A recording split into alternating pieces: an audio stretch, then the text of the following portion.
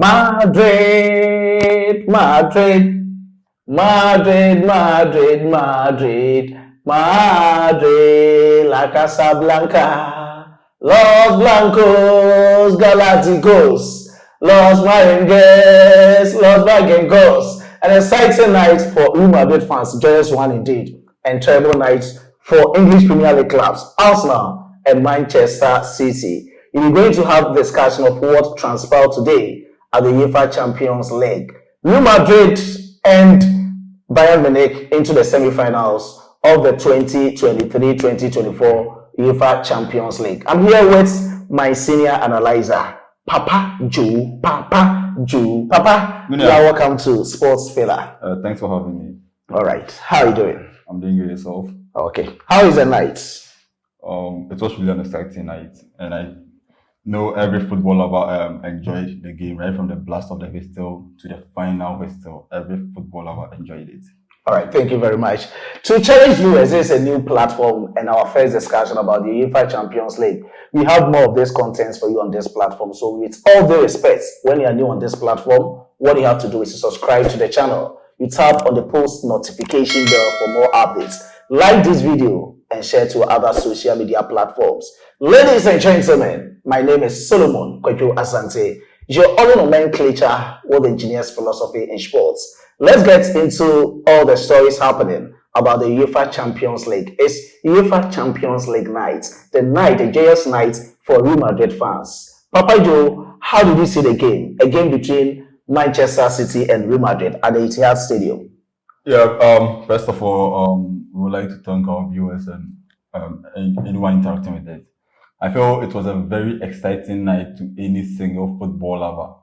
A very, very, very tactical game, right from the blast of whistle. Kudos to both heads of the team, that's Don Carlo of Real Madrid and Pep Guardiola of Man City. I would say both coaches did their best, but luck was on the part of Real Madrid, which made them go through to the semi-finals. But hard luck or better luck next time to Man City. All right. Were you expecting the results? Were you okay with what's happened? What transpired? Were you expecting that Real Madrid would be able to trample over Manchester City at the Etihad Stadium? Of course, yes. I'm never gonna tell a lie. Right from the very moment the draw came out, I knew very well Madrid was gonna surpass Bayern to the semi-finals, and I think kudos, as I said earlier, kudos to Don Carlo, the backroom staff of Real Madrid, and the entire players. Because looking at or watching the game critically, we all could see it got to a time any Real Madrid fan lost hope. Looking at how Man City was possessing the ball and losing most of the key players, that's a player of Vini Jr., whom we all know his capabilities, and also taking off a player like Rodrigo, leaving only your poster boy Bellingham with the likes of Vasquez and Brahim Diaz. I feel it got to a time every Madridista or every Madrid fan would be a bit shaky. But kudos to the team, kudos to the technical team and every single player who played today's match. I felt they really did well and they deserve to go through to the semi-finals. As a sports analyzer, was it your innate feeling that Real Madrid will win? Or was it from the technical point of view that going into this game, looking at the strategy that maybe Pep Guardiola will mount against Carlo Ancelotti? By all means, from my tactical point of view as a sports analyzer, Real Madrid is going to trample over Manchester City. Or you are just talking from the point that, I had that innate feeling that I am a Madrid fan, so definitely I'm just going to the support of my club, that Los Blancos will definitely beat Manchester City. Yeah, thank you once again.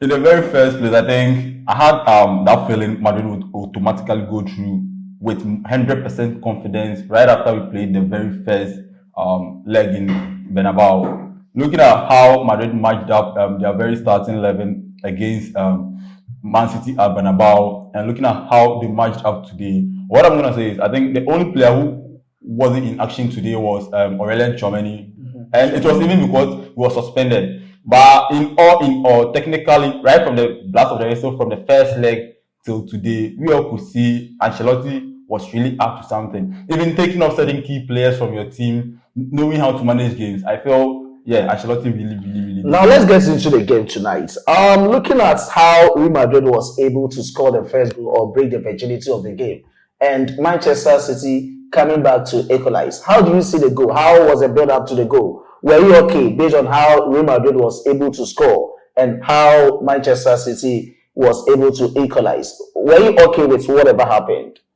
Yeah, I was really, really okay. I think Madrid started the game with a 4-4-2 formation with Valverde being the right winger or what we call the right midfielder. Rodrigo playing at his best position, that's the left side.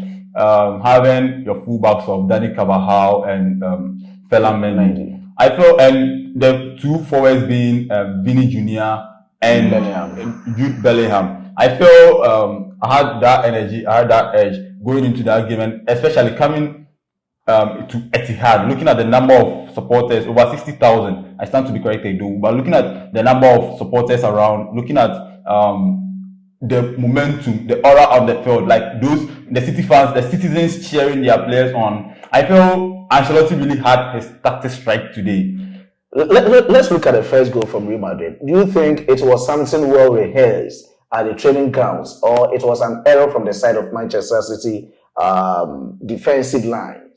I'm not gonna say it's a well-rehearsed goal. Neither am I gonna say it's a defensive blunder that caused the goal. What I'm gonna say is that goal came out of individual brilliance from the Madrid players. Looking at how Bellingham had a ball, the control, the pass to Valverde, whereby he laid it on to Vini Jr., the composure, whereby Vini even had to control the ball, take on a player, lay a pass for Rodrigo. I think with the first goal, we need to applaud Ederson Moraes because he really did well.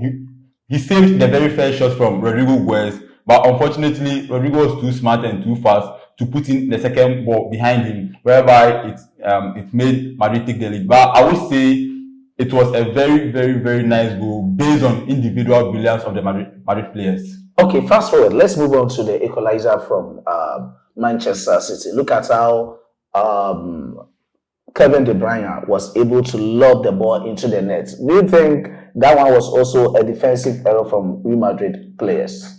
Kudos to Pep Guardiola. Even though he lost today, we need to applaud him. He really analyzed the game very well and felt,